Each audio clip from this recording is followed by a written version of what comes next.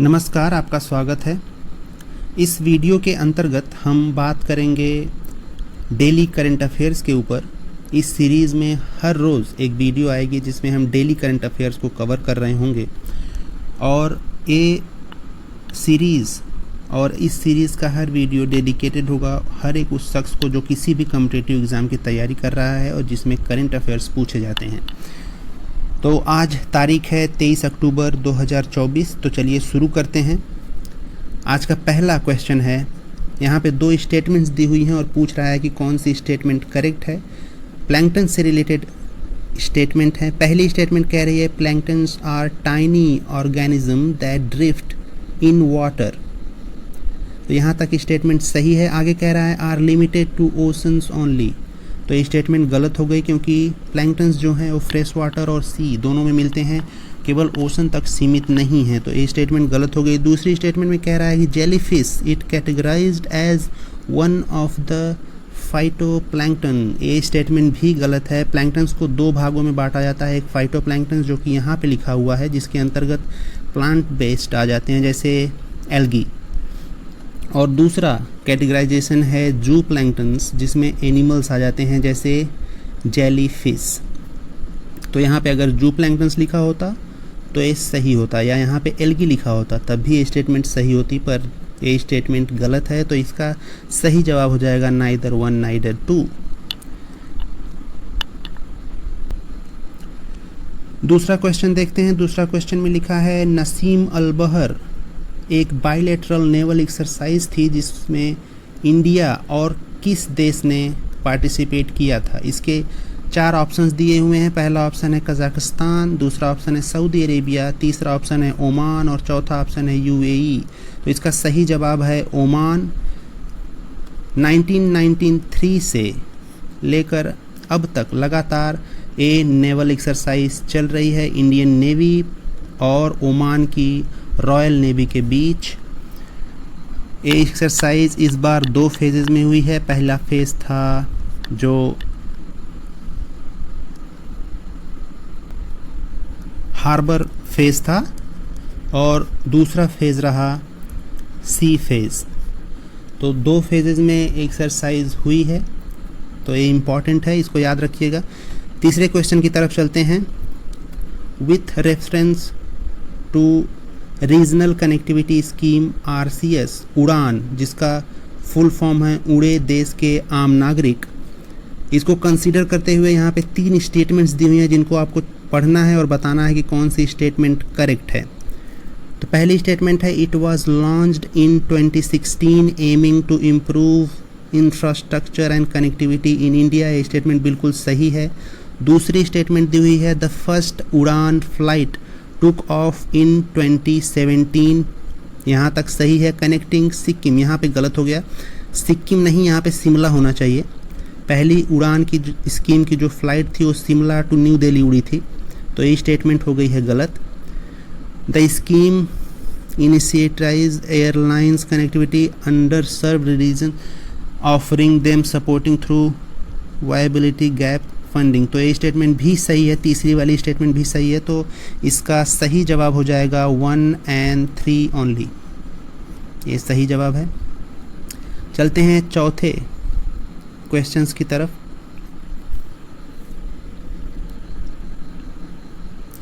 चौथा क्वेश्चन कह रहा है with reference to European sky shield initiative यानी ESSI consider the following statement. यहाँ पे दो स्टेटमेंट्स दी हुई हैं और पूछ रहा है कौन सी स्टेटमेंट करेक्ट है।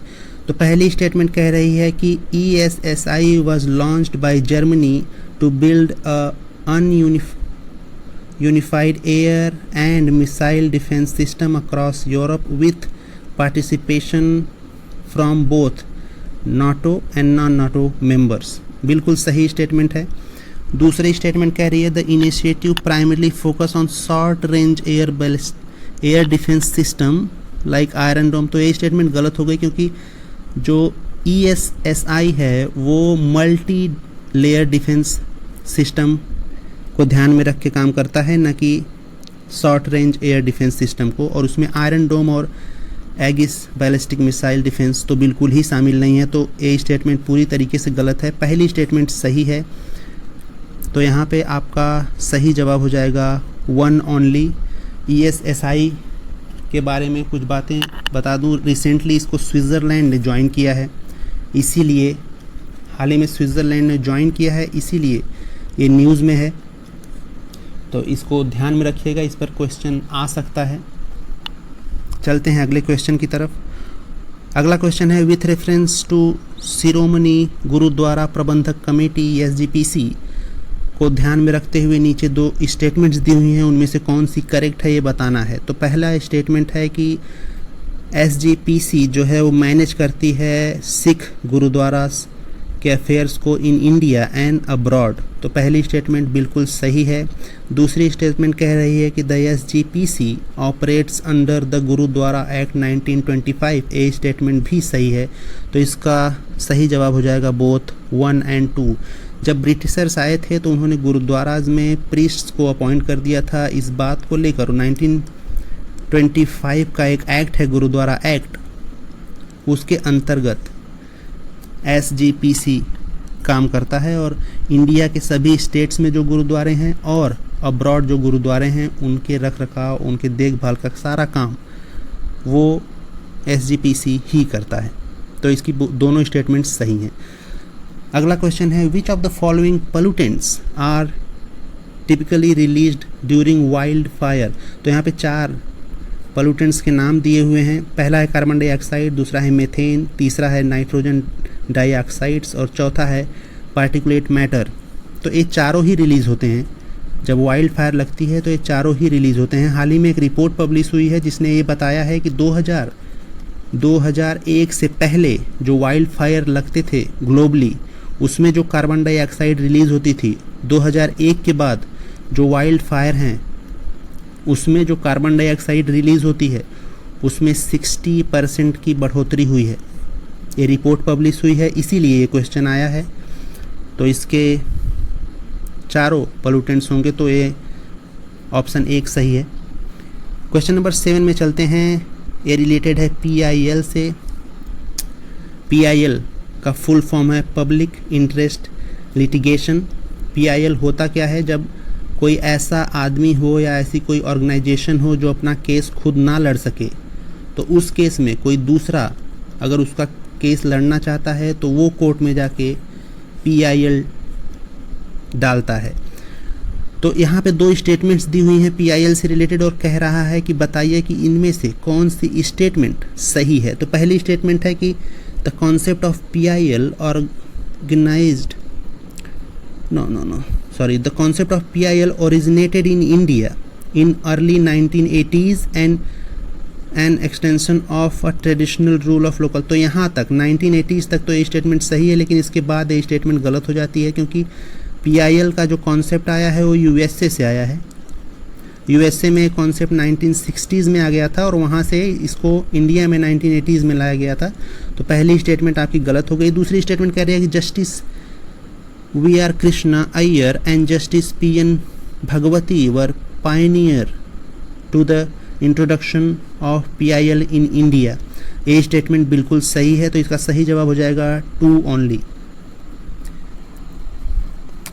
क्वेश्चन नंबर 8 पे चलते हैं। यहाँ पे लिखा है गलेथिया बे, रिसेंटली न्यूज़ में था। तो ये पूछ रहा है कि ये लोकेटेड कहाँ पे है। इससे रिलेटेड 4 ऑप्शंस दिए हुए हैं। Arctic circle, Andaman and Nicobar islands, the Amazon rain forest, the great barrier reef. तो इसका सही जवाब है अंडमान निकोबार आइलैंड। अंडमान निकोबार आइलैंड में भी निकोबार, ग्रेट निकोबार आइलैंड जो है वहाँ पे, ग्रेट निकोबार आइलैंड वहाँ पे स्थित है गलेथिया बे। यहाँ पे आप देख लीजिए, यहाँ पे है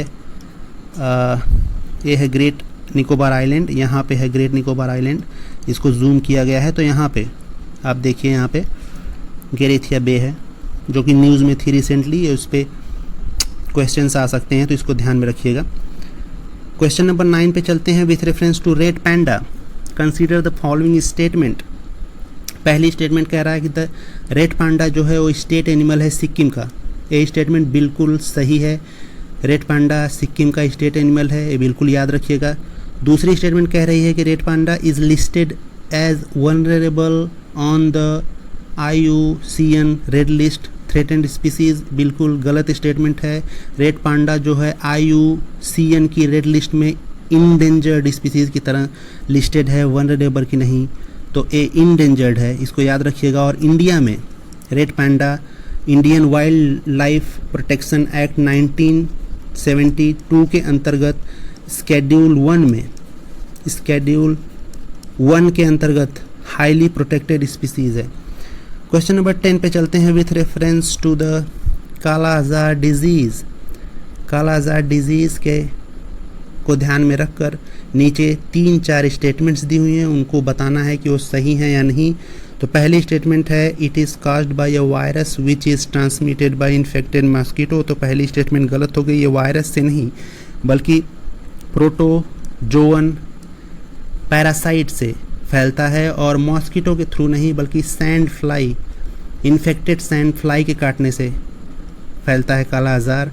तो पहली स्टेटमेंट गलत है। दूसरी स्टेटमेंट कह रही है कि it is characterised by hypopigmented flat skin rash, बिल्कुल सही है। तीसरा है the endemic in Bihar, Uttar Pradesh and West Bengal, ये भी सही है। इसमें झारखंड को भी जोड़ लीजिए, झारखंड को भी ध्यान में रखिए, अगर क्वेश्चन आ जाए झारखंड को भी साथ में रख के तो वो भी सही होगा।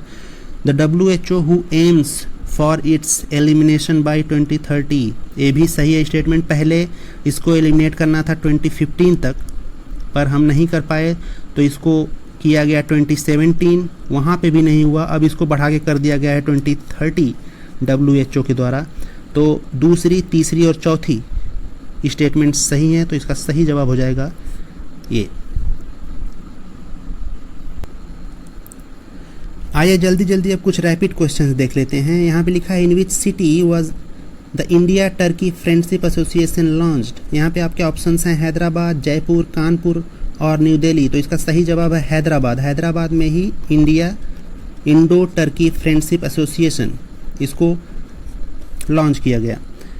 दूसरा क्वेश्चन है कि हाल ही में सुप्रीम कोर्ट की 5 जजों की कॉन्स्टिट्यूशनल बेंच ने सिटीजनशिप जो एक्ट है उसके किस सेक्शन को अपहिल्ड किया है 4(1) से। तो इसके लिए आपके ऑप्शंस हैं 5A, 6A, 7A या 8A। तो इसका सही जवाब होगा 6A, सिटीजनशिप अमेंडमेंट एक्ट का 6A यानी असम अकॉर्ड जो 1985 से रिलेटेड है, उसको कॉन्स्टिट्यूशनल बेंच सुप्रीम कोर्ट की 5 जजों की बेंच ने 4(1) से हेल्ड किया है, अपहेल्ड किया है, जिसको लीड कर रहे थे हमारे CGI DY चंद्रचूड़। अगला क्वेश्चन है consider the following statement about amendment of income tax rule. तो पहली स्टेटमेंट है कि CBDT has notified amendment to income tax rule. तो ये तो अमेंडमेंट हुआ है, तो पहली स्टेटमेंट सही ही है। दूसरी स्टेटमेंट कह रही है कि the income tax act regulation have been modified to allow tax deduction for salaried employees for any tax that is collected और डिडक्टेड एट सोर्स। तो ये स्टेटमेंट है TCS और TDS के रिलेटेड, तो ये भी स्टेटमेंट सही है। तो इसका सही जवाब हो जाएगा बोथ 1 और 2। इसको थोड़ा सा पढ़ लीजिएगा। चलिए आपसे एक क्वेश्चन पूछता हूँ। हाल ही में गवर्नमेंट ऑफ इंडिया ने किस कंपनी के साथ मिलकर एक इनिशिएटिव लॉन्च किया है, जिस इनिशिएटिव का नाम है स्कैम से बचो इनिशिएटिव लॉन्च किया है गवर्नमेंट ऑफ इंडिया ने। आपको कमेंट सेक्शन में बताना है कि किस मेगा कंपनी के साथ मिलकर गवर्नमेंट ऑफ इंडिया ने ये इनिशिएटिव लॉन्च किया है। कमेंट सेक्शन में ज़रूर बताएं, भूलें ना। अगले क्वेश्चन की तरफ चलते हैं। यहाँ पे लिखा है कि in which country did president Droupadi Murmu receive an honorary doctorate. हमारे प्रेसिडेंट हैं द्रौपदी मुर्मू जी, उनको ऑनरी डॉक्टरेट मिली है पॉलिटिकल साइंस में। किस कंट्री ने दिया है? आपके ऑप्शन है अल्जीरिया, केनिया, लीबिया और अंगोला। तो इसका सही जवाब है अल्जीरिया। अगले क्वेश्चन की तरफ चलते हैं।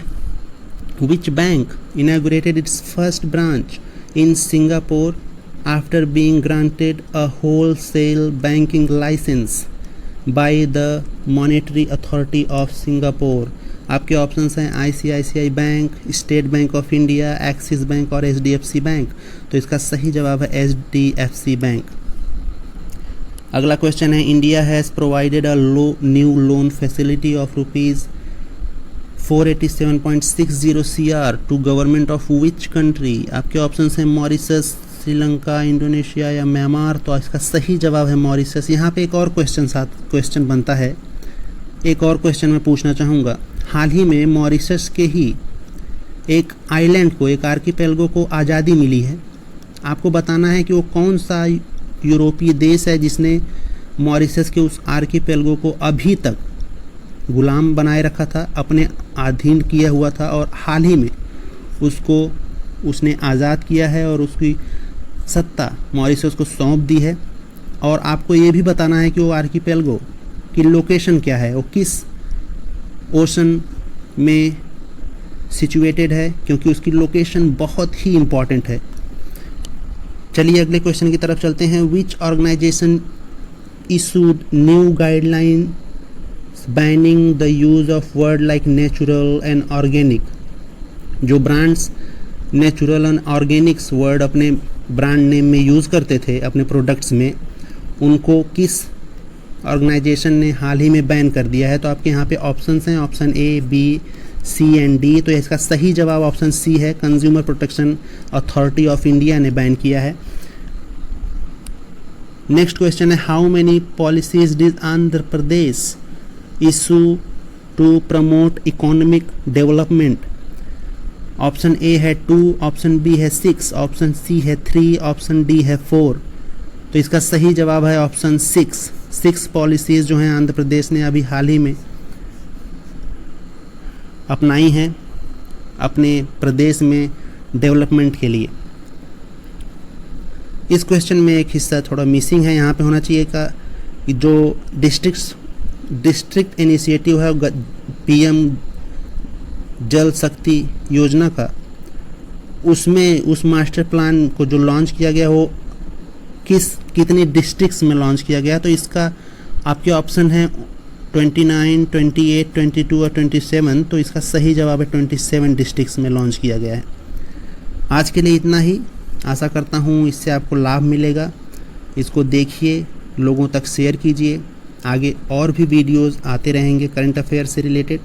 डेली एक वीडियो लेकर आऊँगा जिसमें ऐसे ही बहुत सारे प्रश्न होंगे जिन पर हम चर्चा करेंगे। 2 सवाल मैंने आपसे पूछे हैं, उनके जवाब ज़रूर कमेंट सेक्शन में दें और दूसरों के साथ भी इसको शेयर करें। धन्यवाद।